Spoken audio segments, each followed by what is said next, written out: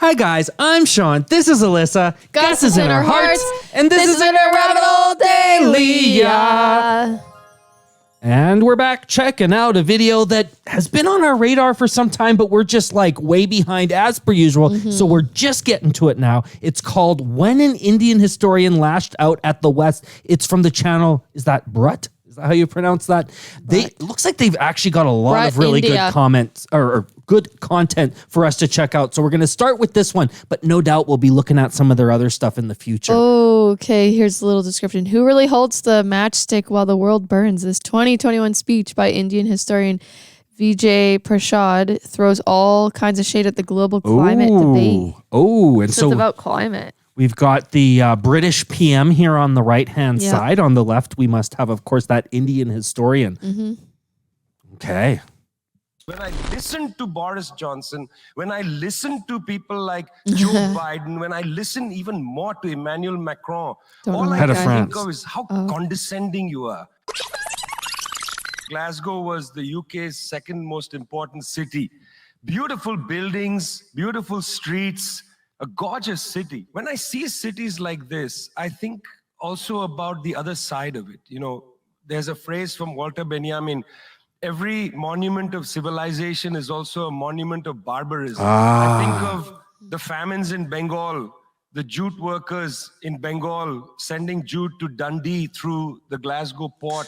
I think What's of jute? human beings from Africa. I have a feeling it's some sort of worker that probably isn't treated so well. But Right, we'll take a look here. He said sending jute to Dundee through the Glasgow port. So it seems like it's something to do with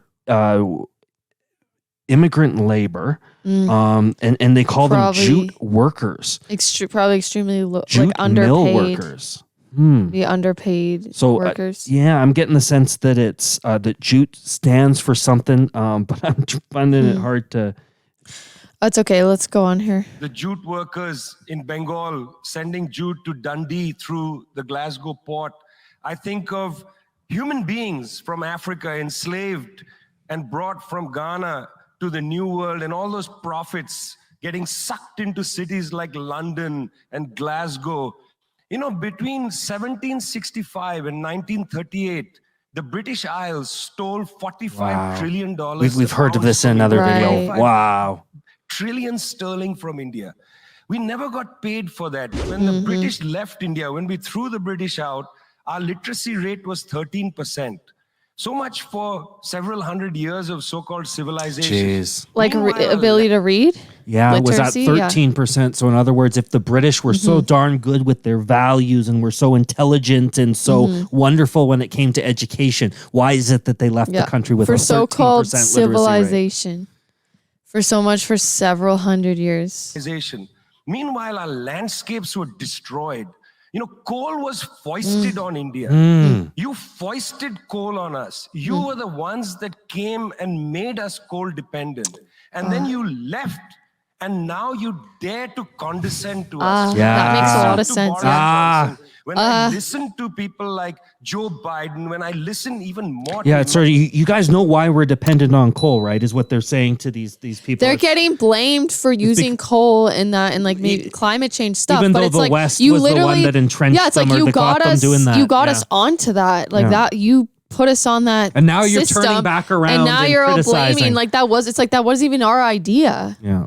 Emmanuel Macron, all I can think of is how condescending you are. You condescended to us 400 years ago. You condescended to us 300 years ago. You condescended to us 200 years ago. You condescended to us 100 years ago. You're condescending to us today. You only know condescension because for you, colonialism isn't something that happened in the past and we defeated you. It's not that.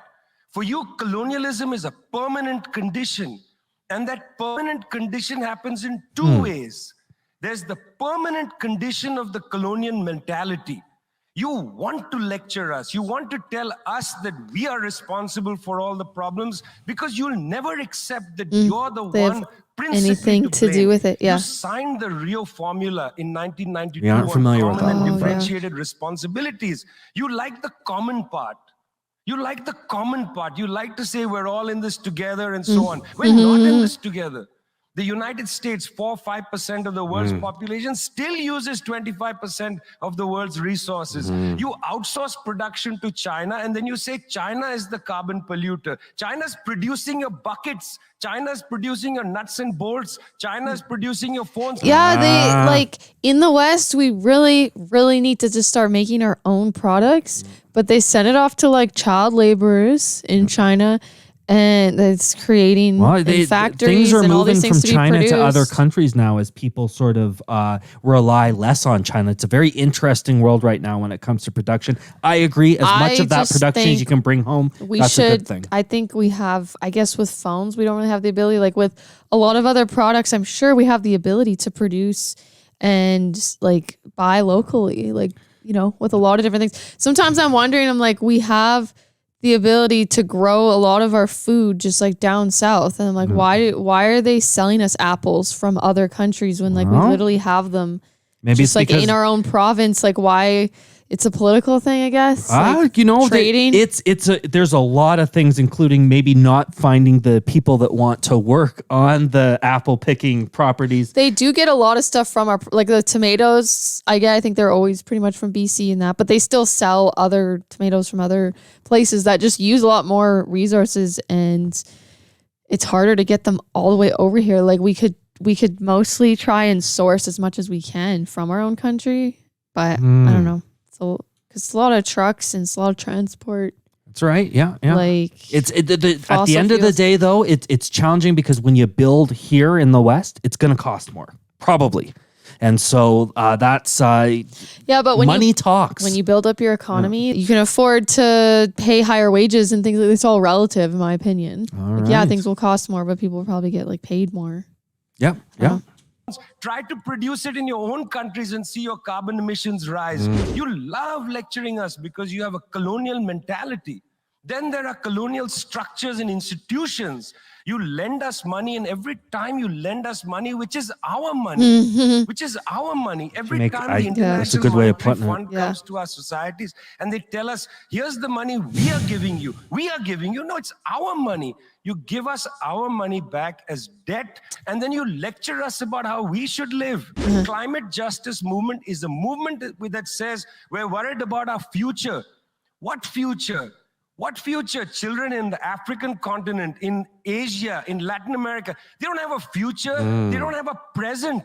They're not worried about the future. They're worried about their present. Your slogan is, we're worried about the future. What future? Interesting. That's a good point. We have the luxury to worry about the future because we've got, we're not worried about the daily, what am I going to eat? What am I going to, it's just, he's making some really good points here. Middle class bourgeois Western slogan. You got to be worried about now. Yeah, most people are. 2.7 billion people. What am I going to eat? What am I going to drink? And you're telling people reduce your consumption. How does this sound to a child who hasn't eaten in days? You got to clue into this, guys. You got to clue into this. Otherwise, this movement will have no legs in the third world. Whoa. I thought he was going to drop the mic there for a second because, wow, that was really interesting. He certainly tore a strip out of the West on that one. Well, these elites, these people in power, they, in my opinion, just really talk a lot of bullshit. Like, they want to get the votes. I don't really see much change. Like, I went tree planting, and I had a friend who went to New Mexico and learned how to build these homes called earth ships, and they're fully self-sustainable eco homes, basically. And they're honestly made out of like recycled materials. They're made out of, for the insulation, like old tires, like rubber tires to insulate it. And then they've got, I think, a moat around it or something, or the rate collects the rainwater and it gets filtered. And then it's like your water, like you can how does this fit into this? You can live completely off grid. And those houses maybe cost to get them made, maybe 50,000. I don't know.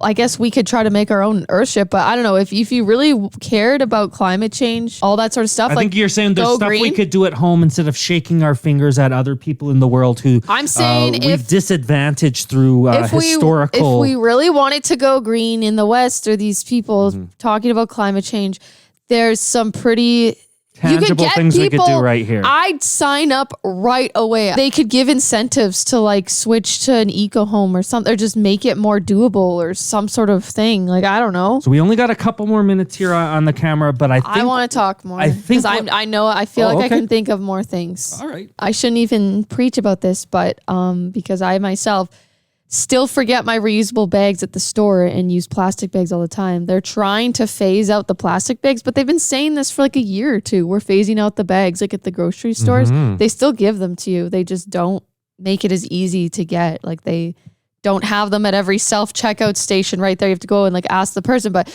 how long are they gonna be phasing this out? I'm just surprised that this many years they've now decided, oh, now we're gonna stop using this plastic, or now we're gonna switch to paper straws, or the little things that they've been doing. I feel like there's just some pretty easy, like obvious thing. Like if they just banned the plastic bags, I would remember my bag. And then if I didn't, I'd be shit out of luck and I'd have to carry everything, And so into the car without a bag. And so are you sort of... I'm just saying, they're all like, oh no, climate change. Oh no. Oh, stop eating meat. Oh, stop doing that. Like, I don't know. There's like basic things that they don't do. It's just common sense. And then they go, all these people should stop eating meat. And then they go, oh, well, India's doing this and these and just blame it and that. And then like widely producing these plastic products all the time that just create these huge garbage islands in the middle of the ocean.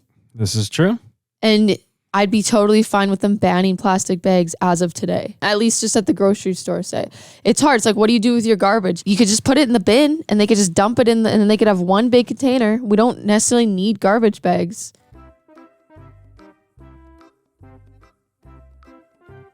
Do you have no thoughts? They get what I'm saying. That's right. You get what she's putting down. There's different cultures and especially I feel like in India, there are traditional ways and practices where it really was a harmonious relationship with the environment. Yeah. So if anything, they should be lecturing us back about what we should be doing to maybe be greener, to be have a more holistic lifestyle.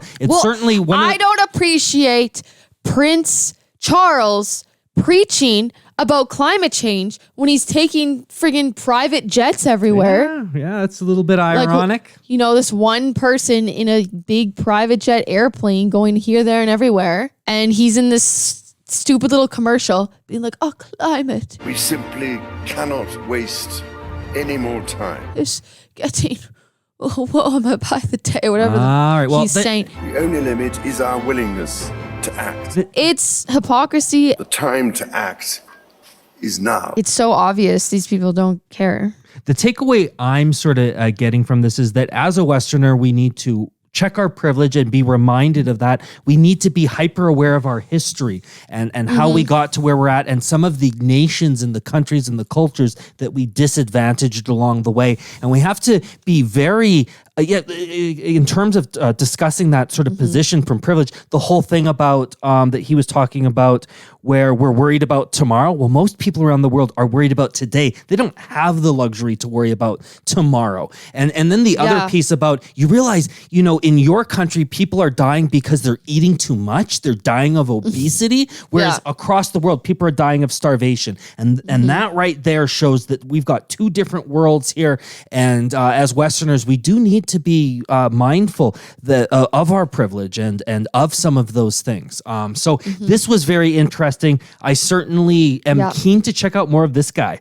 I'd certainly like to see him getting into it in more of a longer format sort of interview or discussion.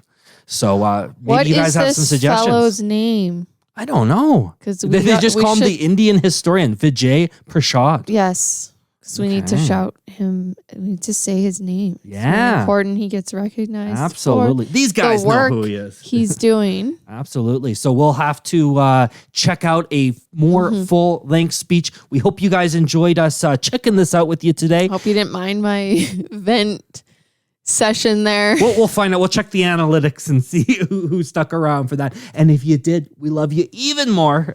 That's okay if you snuck off. We appreciate it. You guys know what to do. Subscribe, hit the bell. Do the thing. Like, comment. and we'll see you in the next one. This is Love Internet Rabbit Hole Daily RH. Sign off. Bye. Bye, guys.